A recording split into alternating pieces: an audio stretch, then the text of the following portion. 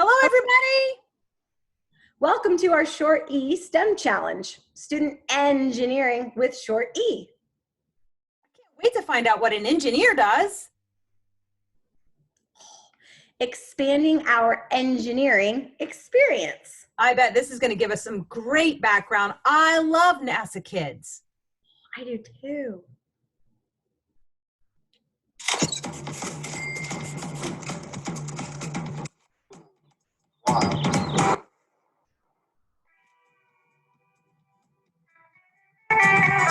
You've probably heard the word engineering before, and you've probably been told it's pretty important.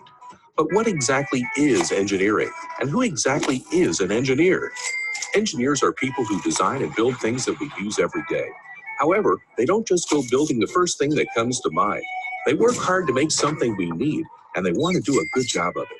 So how do engineers decide what they need to build? Well, in most cases, they start with a question. Here's an example. Say you live on a space station and something outside breaks. Obviously, you need to go outside and fix it, but how exactly do you do that? That's a great question for engineers. Once they've got a good handle on things, they'll start imagining ways to solve the problem. They'll come up with all kinds of ideas, and some that might even seem a little crazy. That's important because sometimes the craziest idea is the one that works best. After coming up with these ideas, they'll pick a few that make the most sense. Next, they'll start drawing a plan. Depending on the idea, the plan can be very simple or very complicated. But the important part is the plan itself.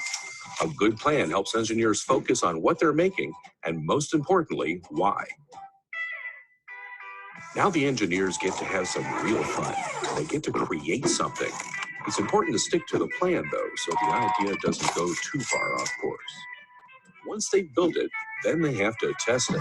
Experimentation is very important because it's here that engineers learn what works and, well, what doesn't.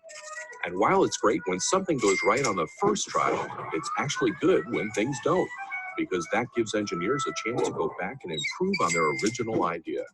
And improve they will until they've solved the problem. So the next time you've got a problem to solve, whether simple or complicated, there's probably a team of engineers ready to create something to solve it. And nobody solves engineering problems quite like NASA.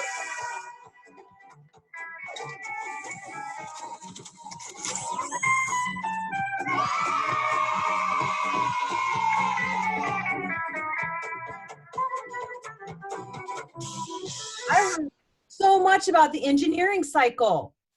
Me too. I love that they shared all of the processes and all the steps that engineers go through. And especially if you don't get it right the first time, you just keep going.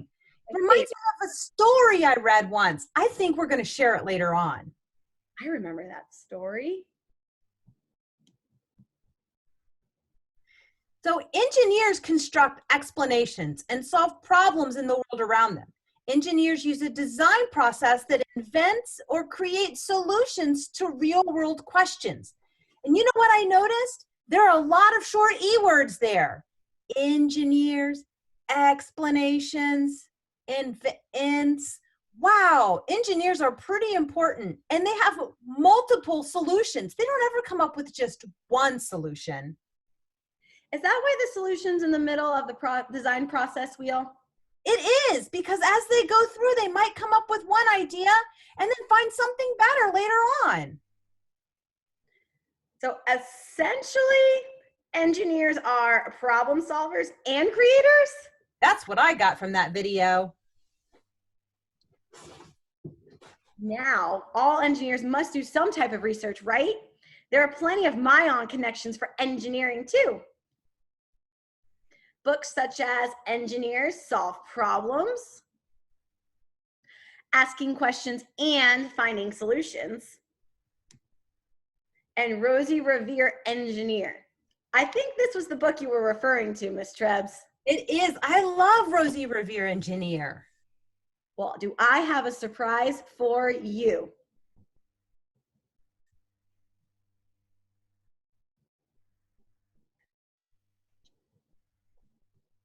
Is this the story? It is. Hello, it's your everybody. very own read aloud. Hi, guys. Hey. another edition of Storytime with the Triebwalkers. This time our story comes from Mayan, and it's a pretty good story, I think. So we're going to share with you Rosie Revere Engineer by Andrea Beatty, illustrated by David Roberts. This is the story of Rosie Revere, who dreamed of becoming a great engineer. In Lila Greer's classroom at Blue River Creek, young Rosie sat shyly, not daring to speak. But when no one saw her, she peeked in the trash for treasures to add to her engineer stash. And late at night, Rosie rolled up her sleeves and built in her hideaway under the eaves. Alone in her attic, the moon high above, dear Rosie made gadgets and gizmos she loved. And when she grew sleepy, she hid her machines far under the bed where they'd never be seen. When Rosie was young, she had not been so shy. She worked with her hair swooping over one eye and made fine inventions for uncles and aunts, a hot dog dispenser and helium pants. The uncle she loved most was zookeeper Fred. She made him a hat to keep snakes off his head, from parts of a fan and some cheddar cheese spray, which everyone knows keeps the pythons away. Didn't know that.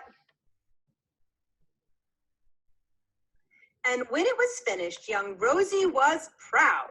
But Fred slapped his knee and chuckled out loud. He laughed till he wheezed and his eyes filled with tears, all to the horror of Rosie Revere, who stood there embarrassed, perplexed, and dismayed. She looked at the cheese hat and then looked away. I love it, Fred hooted. Oh, I truly do. But Rosie Revere knew what could not be true. She stuck the cheese hat on the back of her shelf, and after that day kept her dreams to herself. It makes me sad. And that's how it went until one autumn day, her oldest relation showed up for a stay. Her great-great-aunt Rose was a true dynamo who worked building airplanes a long time ago. She told Rosie tales of the things she had done and goals she had checked off her list one by one. She gave a sad smile as she looked to the sky. The only thrill left on my list is to fly. But time never lingers as long as it seems.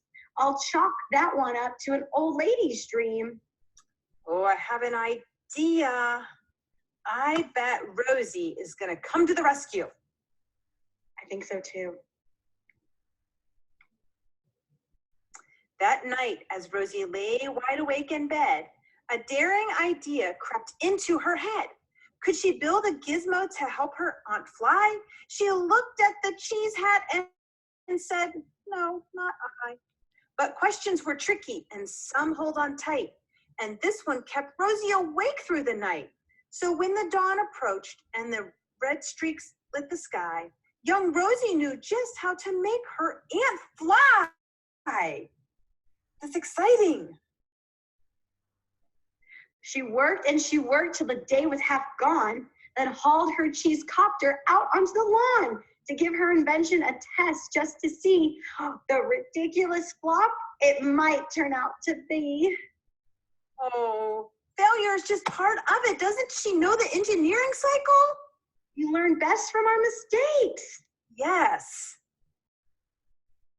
Oh, this is a swirly page. I'm going to have to go sideways. Strapped into the cockpit, she flipped on the switch. The helio cheese copter sputtered and twitched. It floated a moment and swirled round and round, then froze in a heartbeat and crashed to the ground. Oh, I hope she tries again. Then Rosie heard laughter and turned round to see the old woman laughing and slapping her knee. She laughed till she wheezed and her eyes filled with tears, all to the horror of Rosie Revere, who thought Oh no, never, not ever again will I try to build something to sputter or spin or build with a lever, a switch, or a gear. And never will I be a great engineer. Oh, Rosie, you will. I believe in you. She turned round to leave, but then great Aunt Rose grabbed hold of young Rosie and pulled her in close and hugged her and kissed her and started to cry. You did it, hooray! It's the perfect first try. This great flop is over. It's time for the next. Young Rosie was baffled, embarrassed, perplexed. I failed, said dear Rosie. It's just made out of trash. Didn't you see it? The cheese copter crashed. Yes, said her great aunt. It crashed, that is true. But first it did just what it needed to do. Before it crashed Rosie, before that it flew. Your brilliant first flop was a raging success.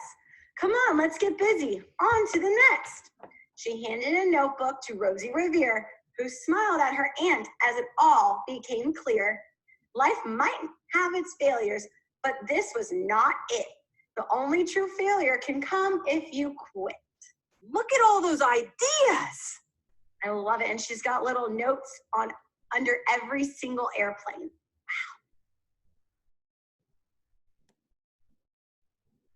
They worked till the sun sneaked away in its bed. Aunt Rosie tied her headscarf around Rosie's head and sent her to sleep with a smile ear to ear to dream the bold dreams of a great engineer. At Blue River Creek, all the kids in grade 2 build gizmos and gadgets and doohickeys too. With each perfect failure, they all stand and cheer, but none quite as proudly as Rosie Revere. That was a great story about perseverance and the engineering cycle. I just love that story. I loved how she stayed motivated throughout with the help from her aunt too. She did not give up. And all of those different trials and going back and starting over when one didn't work. Man, that was great. So there are many types of engineers. There's a mechanical engineer. They work with machines and tools. That sounds fun. Any energy engineers work with renewable energy like wind and water and solar energy. Environmental engineers work with clean water, recycling, and minimizing pollution. That sounds really important. Especially to our environment. Yes. And electrical engineers work with circuits and computer chips to make sure that we have all the electricity that we need. That's an important job too. Yeah. Reverse engineering. This is when they take things apart just to see how they work. I know many young engineers that like to do that. And architectural engineers, they design buildings. I think that would be a super cool job. I think that'd be an awesome idea to design a building. Oh, we got another challenge. I love challenges. What is that? It's like where we are. It is, look. Architectural engineers. We said architectural engineers design buildings. So maybe it has to do with the building we're at. I think you're on to something, Mrs. Trebs. Taking over 200 years to build, the Leaning Tower of Pisa is a cylinder-shaped bell tower located in Italy. That must be the Leaning Tower of Pisa. I think that's where we are. Despite its unusual tilt, the tower has remained standing for over 600 years. 600 years? What is Oh, goodness. The Tower of Pisa was built on soft ground. Because architects continued to add more and more stories to the building, it began to sink into the ground. Hence the nickname, the Leaning Tower of Pisa. That's why it's sinking. That makes sense. The city is worried Pisa will completely fall over. Yeah, it looks like it's already about there. Government officials need your help to ensure all sightseers stay safe. I like this challenge. I think I do too. With the challenge comes some guidelines. You must recreate a model of the Leaning Tower of Pisa. You need to ensure that it is leaning to be accurate. Good call. Number 2, your model of the Leaning Tower of Pisa must be cylindrical, the shape of a cylinder, so round. You must create a support for the tower to prevent it from leaning any further.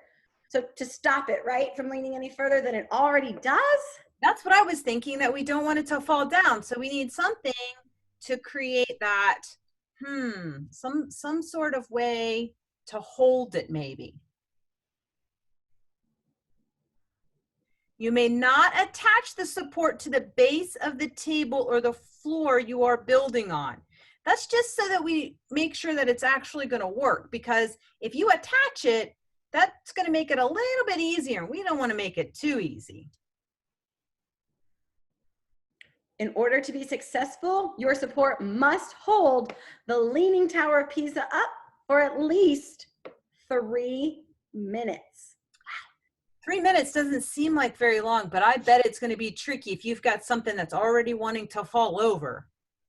I think we can do it, Miss Trebs. It's already lasted 600 years. That's a good point. 3 minutes is nothing. We got this. Find some materials around your house. Don't worry about going out and buying anything. No, we have got tons of scrap materials around. We could be like Rosie Revere and look in our recycle bin. So we can use toilet paper rolls or paper towel rolls, corks, cardboards, empty egg cartons, popsicle sticks. Scissors, string or yarn, newspaper, paint. Oh, construction paper. I think that's going to be one of my favorites. Let's play a game. Ooh, so let's check out a game. I'd like to see a game.